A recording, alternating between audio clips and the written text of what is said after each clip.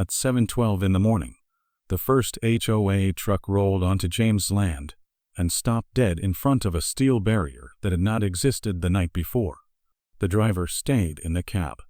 Karen Holloway stood in the mud with a clipboard, curly golden hair pinned back, pearl earrings bright in the cold light, and a face full of confidence that had not yet met the truth. Behind her, 2 cedar trees lay torn open where the excavator had shoved them sideways. A snapped survey stake sat in the ruts like a broken tooth. James stood on the opposite side of the barrier with coffee in one hand and his phone in the other, perfectly still, while the morning went quiet around him. Karen had spent 6 years acting like her HOA owned every inch of the subdivision, and by dawn she had already filed the lien, called the sheriff, and told half the neighborhood that the land was hers by right. None of that mattered now. The steel line in front of her was real. The concrete under it was fresh.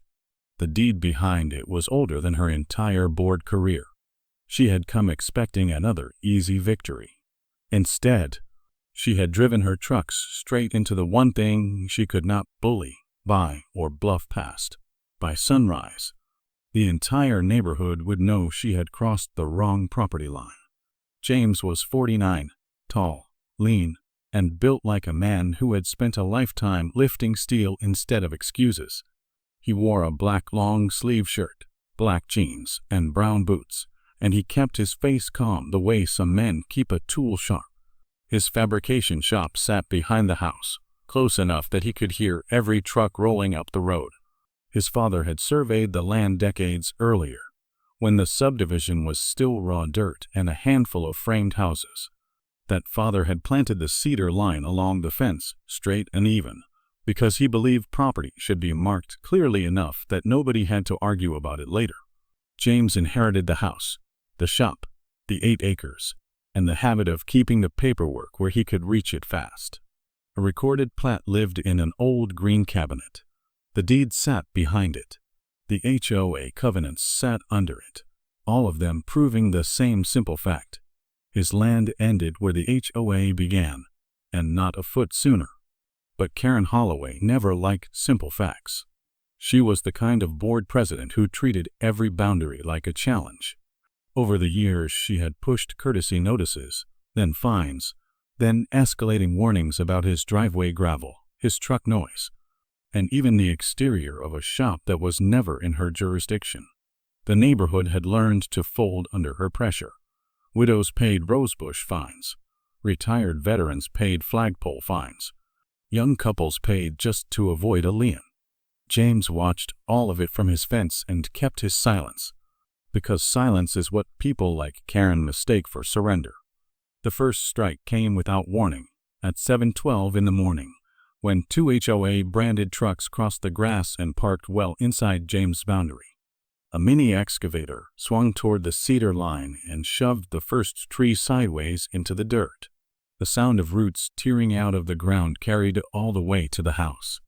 Karen marched in behind the crew, dark pink blazer sharp against the pale morning, clipboard held high, chin lifted like she had arrived to inspect property she already owned.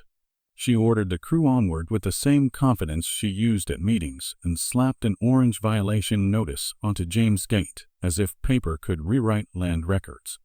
The snapped survey stake behind her had his father's seal visible on the broken end, half buried in mud left by the tires. James did not rush toward her. He took photos.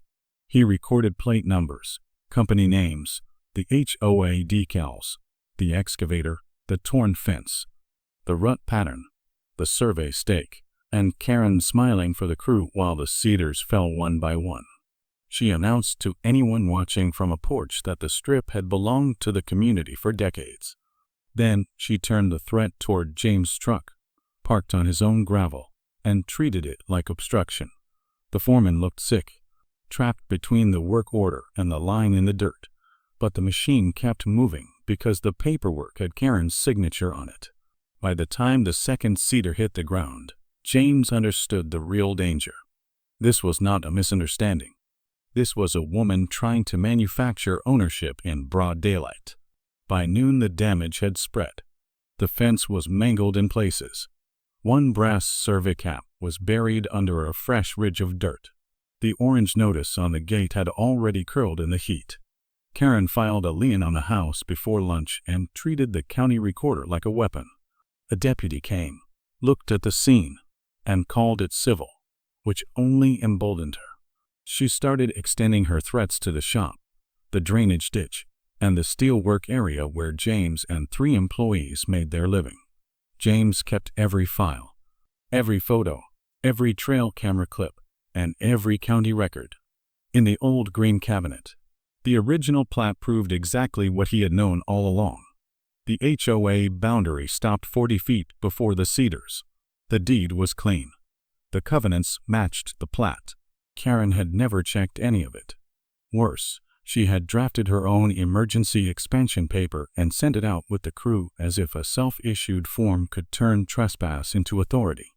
That night James called Tommy, then Dale, then Miguel. They loaded I-beams, rebar forms, a generator, and a welder into the shop driveway under floodlights. The work began as the neighborhood settled in for the night. Sparks flashed. Concrete mixed.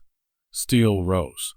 By midnight, the outline of a barrier stood where Karen expected an empty lane to be. She had one more morning to discover what it meant.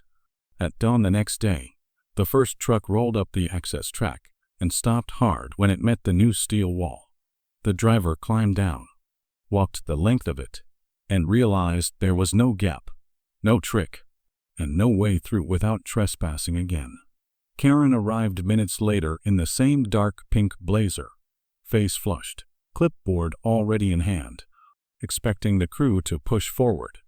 Instead, she found her vehicles trapped short of the work zone and her foreman refusing to ram structural steel set into fresh concrete. Then Deputy Ruiz arrived with his body cam running and opened the county database on his laptop right there in the driveway. The plat matched. The deed matched. The HOA boundary did not reach the cedars. The answer became public in front of neighbors who had started gathering along the road with phones raised. Karen's control cracked in real time. The bigger break happened that night at the clubhouse. James laid the plat, the deed, the covenants, and the forged emergency addendum on the board table and let everyone see the missing minutes, the one-person signature, and the paper trail that never should have existed. The room shifted when the board finally understood that Karen had been issuing fines and authorizing work with no recorded vote at all. Her allies stopped nodding. The neighbors stopped looking away. By the time the board called for a vote, Karen was no longer steering the room. She was losing it. Within days, the HOA removed Karen from office, voided the lien, and launched an internal audit that exposed years of unauthorized fines. The county opened a review of the forged addendum, and the contractors backed away fast enough to save their own licenses. James used the settlement money for what mattered. The cedar line was replanted, the fence was rebuilt, the drainage was repaired, and the steel barrier stayed in place as a reminder that the boundary had always been there. The board got quieter after that. Fines dropped. Records were cleaned up.